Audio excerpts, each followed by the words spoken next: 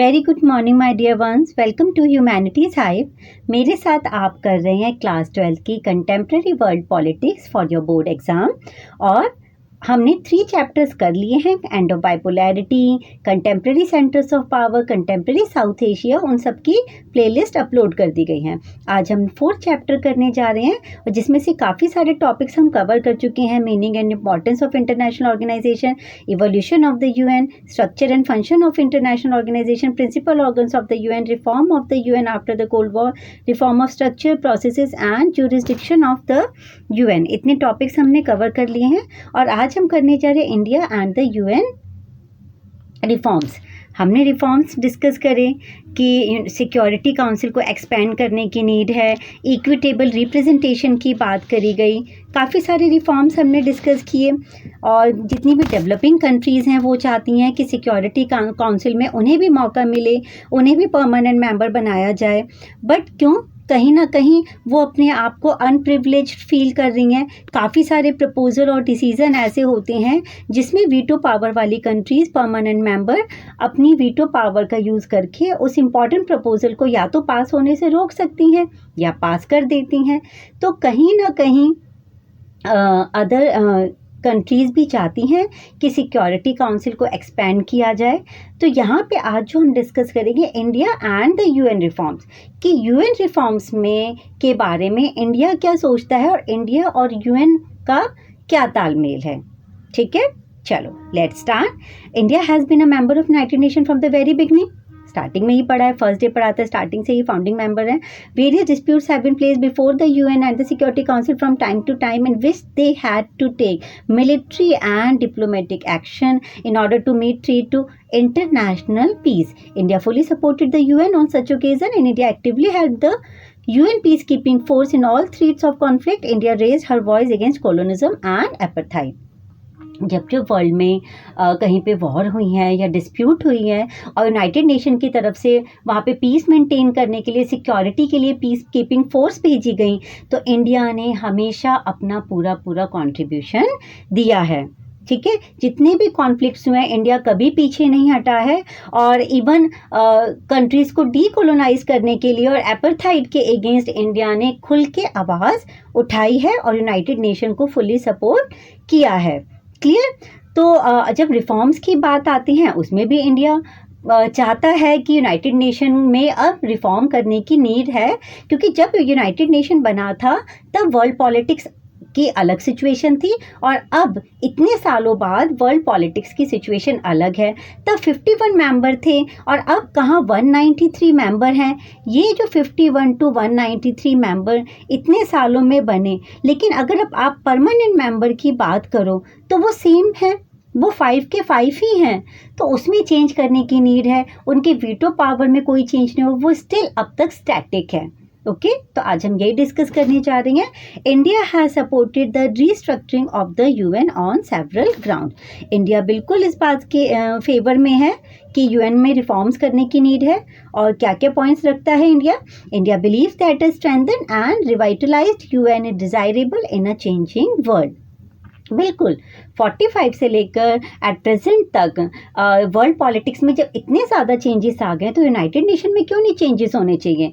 जो international level की एक ऑर्गेनाइजेशन है जो सबको साथ लेके चल रही है, पूरी वर्ल्ड कम्युनिटी को रिप्रेजेंट कर रही है, तो उसमें भी तो चेंज होने की नीड है। वो जो 5 परमानेंट मेंबर अभी भी बने हुए हैं उनको या तो एक्सपेंड करने की नीड है, तो ऐसे चेंजेस होने की नीड है यूनाइटेड नेशन में। Second, one of India's major concern has been the composition of the Security Council, which has remained largely static, while the UN General Assembly membership has expanded considerably. बिल्कुल, जब UN General Assembly इतनी ज़्यादा बड़ी हो गई है, 193 member है UN General Assembly के, तो फिर सिक्योरिटी काउंसिल के नंबर ऑफ मेंबर्स में चेंजेस क्यों नहीं होने चाहिए। Clear. Third point, India considers that this has harmed the representative character of the Security Council. Security council क्या है, पूरे वर्ल्ड को रिप्रेजेंट कर रही है और सिर्फ 5 परमानेंट मेंबर के पास वीटो पावर होना या सिर्फ उन्हीं का परमानेंट मेंबर होना कहीं ना कहीं यूनाइटेड नेशन के रिप्रेजेंटेटिव कैरेक्टर पर एक क्वेश्चन मार्क है। तो उसमें चेंज होने की नीड है। डन। आगे, it also argues that an expanded council with more representation will enjoy greater support in the world community. Obvious सी बात है, अगर हम सिक्योरिटी काउंसिल को एक्सपैंड करते हैं, नंबर्स ऑफ परमानेंट या numbers of non permanent increase करते हैं, तो शायद यूनाइटेड नेशन ज़्यादा पॉजिटिवली तरीके से वर्ल्ड कम्युनिटी को रिप्रेजेंट कर पाएगा. ओके और जो प्रपोजल जो डिसीज़न लिए जाते हैं वो जो स्मॉलर कंट्रीज़ हैं या डेवलपिंग कंट्रीज़ हैं उनके फेवर में, उनके सपोर्ट में और ज़्यादा इफ़ेक्टिवली तरीके से डिसीज़न लिए जाएंगे और उनको भी मौका मिलेगा डिसीज़न लेने का. Okay, the fact remains that the overwhelming majority of the UN General Assembly members now are developing countries and therefore India argue that they should also have a role in shaping the decision in the Security Council which affect them. देखो अब जब 193 members की बात कर रहे हैं, इसमें अगर नंबर ऑफ कंट्रीज़ की बात करें तो डेवलपिंग कंट्रीज ज़्यादा हैं. तो क्यों नहीं उन्हें मौका मिलना चाहिए डिसीज़न लेने में? वो क्यों एक साइड और अनप्रिविलेज कंडीशन में है? ओके तो जो भी डिसीज़न लिए जाएं और जो भी प्रपोजल रखे जाते हैं उसमें उनको भी लीड रोल प्ले करने का मौका मिलना चाहिए. उसके बाद India supports an increase in the numbers of both permanent and non-permanent members. The success of the Security Council depends upon the political support of the international community. The Security Council should have more developing countries in it. Security Council जितनी ज़्यादा expand होगी तो international community support उतना ही ज़्यादा मिलेगा और ज़्यादा effectively तरीके से काम कर पाएगी और डेवलपिंग कंट्रीज़ को भी उसमें डिसीज़न लेने का मौका मिलेगा, इफ़ेक्टिवली तरीके से काम करने का मौका मिलेगा. ओके तो ये सारे पॉइंट्स इंडिया रखता है कि यूनाइटेड नेशन को अपने आप को रिस्ट्रक्ट करने की नीड है. ओके ताकि जितनी भी स्मॉलर कंट्रीज़ हैं, डेवलपिंग कंट्रीज़ हैं, उनको भी मौका मिले.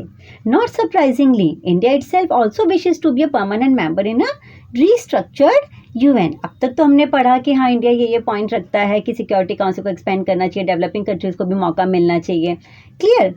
और अब हम क्या डिस्कस कर रहे हैं कि इंडिया खुद अपने लिए परमानेंट मेंबरशिप की दावेदारी रखता है. ये पॉइंट हमने कल भी डिस्कस किया था जब 1997 में कोफी अन्नान ने जब जनरल सेक्रेटरी थे तो कुछ क्राइटेरिया रखे गए थे परमानेंट और नॉन परमानेंट मेंबर के लिए कि जो कंट्रीज़ इन क्राइटेरिया को कंप्लीट करेगी वो परमानेंट और नॉन परमानेंट मेंबर की दावेदारी हो सकती है. कौन कौन से थे वो?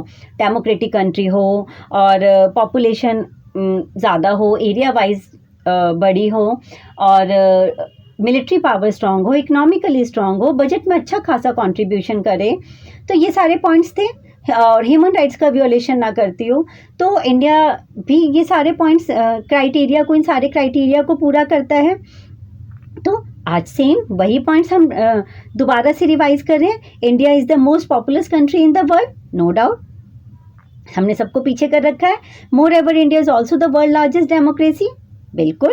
India has participated in virtually all of the initiative of the UN. United Nation की तरफ से चाहे कहीं पीस मेंटेन करने की बात हो या किसी कंट्री को हेल्प करने की बात हो, इंडिया ने हमेशा यूनाइटेड नेशन के हर इनिशिएटिव में पूरा सपोर्ट किया है.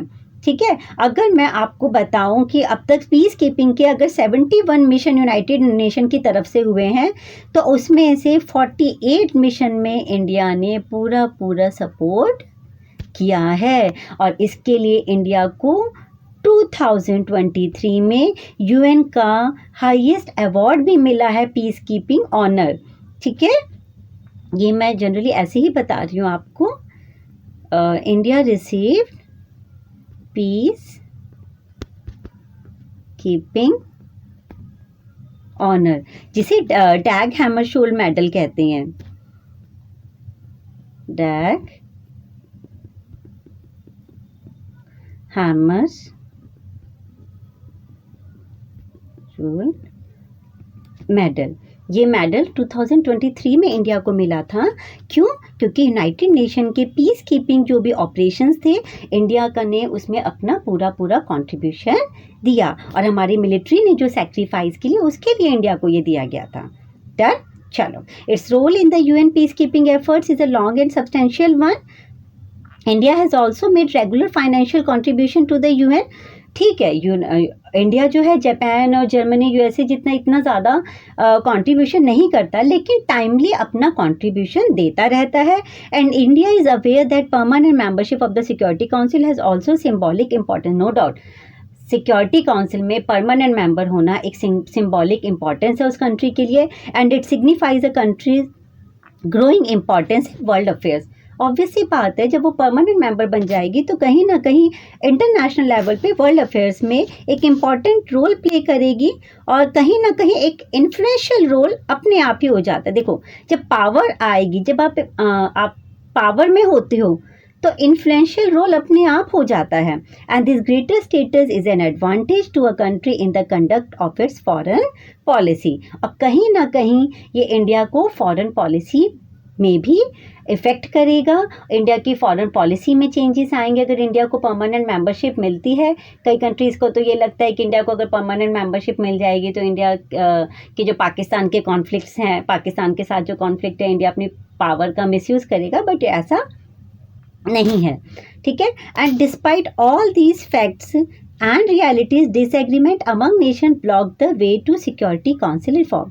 ठीक है, इतने सजेशन रखे गए, इतनी फैक्ट और रियलिटी सबको पता है, सब जानते हैं कि number of permanent member increase होने चाहिए, बट स्टिल अब तक उसमें रिफॉर्म नहीं हुए हैं। क्यों? क्योंकि अगर हम परमानेंट मेंबरशिप की बात करें, जिस तरह इंडिया दावेदारी कर रहा है कि हाँ ठीक है हमें परमानेंट मेंबर बनाने चाहिए, हम सारे क्राइटेरिया फुलफिल करते हैं, तो उधर से जापान भी तो है जो बजट में USA के बाद सेकंड नंबर पे कंट्रीब्यूशन कर रहा है। अगर हम जर्मनी की बात करें, ये भी अच्छा खासा कंट्रीब्यूशन कर रहा है। ठीक है, इधर से ब्राज़ील है एमर्जिंग पावर साउथ अमेरिका से, एंड साउथ अफ्रीका है। ठीक है, ये सारी कंट्रीज़ भी तो हैं जो कहीं ना कहीं परमानेंट मेंबरशिप की दावेदारी रखती हैं, और इसी वजह से कहीं ना कहीं यूनाइटेड नेशन के सिक्योरिटी काउंसिल के का जो स्ट्रक्चर है उसमें चेंज नहीं हो पा रहा है। Pakistan obviously disliked India's candidature. अगर इंडिया परमानेंट मेंबरशिप बनता है तो क्या पाकिस्तान उसको फेवर करेगा? बिल्कुल भी नहीं। China may not have openly opposed India's candidature, but China is believed to be against any other Asian power, India and Japan, joining the UN security council as a permanent member. ठीक है, खुल के नहीं बोल रहा China, लेकिन China क्या चाहेगा कि एशियन कंट्रीज में जापान और इंडिया को परमानेंट मेंबरशिप बनाया जाए? बिल्कुल नहीं। कहीं ना कहीं चाइना का इन्फ्लुएंस कम हो जाएगा। अभी तो चाइना अपनी वीटो पावर का यूज़ कर लेता है, काफ़ी सारे प्रपोजल जो हमारे फेवर में होने चाहिए तो उसका वीटो पावर का यूज़ करके उसको पास होने से रोक लेता है। तो चाइना बिल्कुल इस बात से एग्री नहीं होगा। Some countries for instance are concerned about India's nuclear weapons capabilities. कुछ कंट्रीज को ये लगता है अगर इंडिया को परमानेंट मेंबर बनाया जाएगा तो इंडिया अपनी न्यूक्लियर पावर का मिसयूज करेगा। Other feels that if India is included then other emerging power will have to be accommodated such as Brazil, Germany, Japan, perhaps even South Africa. भी हमने ऊपर discuss किया कि अदर कंट्रीज भी तो हैं, फिर तो उनको भी परमानेंट मेंबर बनाया जाना चाहिए। And there are those who feel that Africa and South America must be represented in any expansion of the permanent membership, since those are the only continent not to have representation in the present structure. अब मैंने last class में भी बताया था, ठीक है, आपके north America से भी हैं, यूरोप से तो 3 कंट्रीज़ हैं, ब्रिटेन, फ्रांस एंड रशिया। ठीक है, उसके बाद एशिया से आपकी चाइना है। लेकिन अगर आप अफ्रीका से बात करें और साउथ अमेरिका से, यहाँ पे आपकी एक सिंगल कंट्रीज़ भी परमानेंट मेंबर नहीं है। तो इनमें से भी अगर परमानेंट मेंबर बनाया जाए तो ये बात उठती है कि साउथ अमेरिका से किसी ना किसी एक कंट्री को और अफ्रीका से भी एक कंट्री को परमानेंट मेंबर बनाया जाना चाहिए। It may not be very easy for India और anyone else to become a permanent member of the UN in the near future. It's not easy permanent member बनना, क्योंकि इंडिया की तरह other countries भी हैं जो परमानेंट मेंबर बनने की लाइन में खड़ी हैं, बट स्टिल ये मुद्दा अभी भी एज इट इज़ है। 1945 से हम 2025 में पहुंच गए हैं और इसमें कोई रिफॉर्म, कोई चेंजेस नहीं हुए हैं। तो India and the UN reforms में आपको टॉपिक क्लियर हो गया होगा कि इंडिया है सपोर्टेड, बिल्कुल सपोर्ट कर रहा है UN के रिफॉर्म्स को कि एक्सपैंड करना चाहिए, मोर रिप्रेजेंटेटिव होना चाहिए, डेवलपिंग कंट्रीज़ को भी मौका मिलना चाहिए। ठीक है, और इंडिया खुद भी दावेदारी रखता है क्योंकि हम सारे क्राइटेरिया फुलफ़िल कर रहे हैं। उसके बाद लेकिन इतने सारे पॉजिटिव पॉइंट क्राइटेरिया फुलफ़िल करने के बावजूद भी परमानेंट मेंबरशिप अभी भी वो 5 कंट्रीज़ एज़ इट इज़ हैं। क्यों? क्योंकि बहुत सारी कंट्रीज़ हैं जो कहीं ना कहीं एक दूसरे को सस्पिशियस नज़रों से देखती हैं या एक दूसरे के लिए डिस्ट्रस्ट वाली फीलिंग रखती हैं। तो ये सिचुएशन एज़ इट इज़ है और इसका सॉल्व होना फ़िलहाल तो पॉसिबल नहीं है। आई होप कि आज का टॉपिक आपको अच्छे से क्लियर हो गया होगा। जिन्होंने previous classes international organisation chapter की नहीं देखी हैं वो उनको देख सकते हैं। ठीक है, थैंक यू, बाय।